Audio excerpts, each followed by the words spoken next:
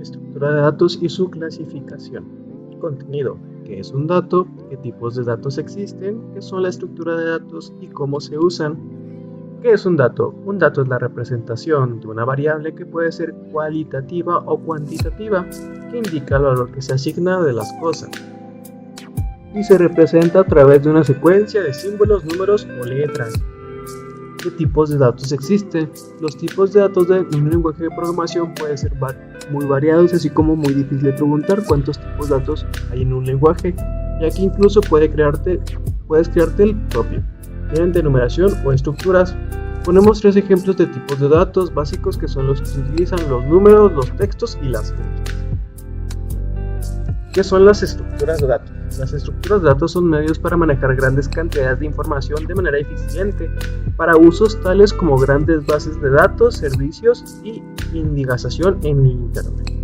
Por lo general, las estructuras de datos eficientemente son clave para diseñar algoritmos eficientes. Algunos métodos formales de diseño de lenguaje de programación destacan la estructura de datos en lugar de los algoritmos, como el factor clave de la organización del diseño del software.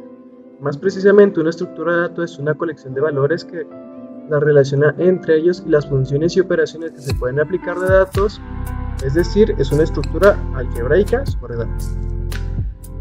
¿Cómo se usa?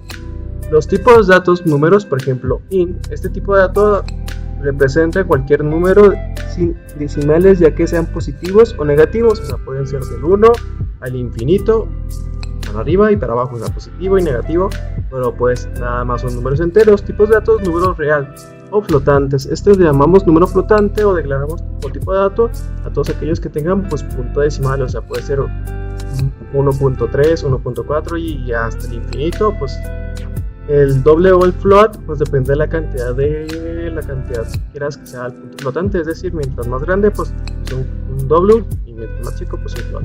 Tipos de datos, cadena, char o string. Este tipo de datos alfanuméricos es donde se almacenan las cadenas de datos, es decir, palabras, textos o frases.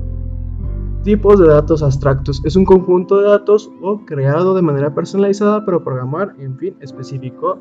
Pues estos son los datos que se crean uno propio como programador y los utiliza para crear pues estructuras dependiendo de lo que quiera y puede declararlo como uno quiera.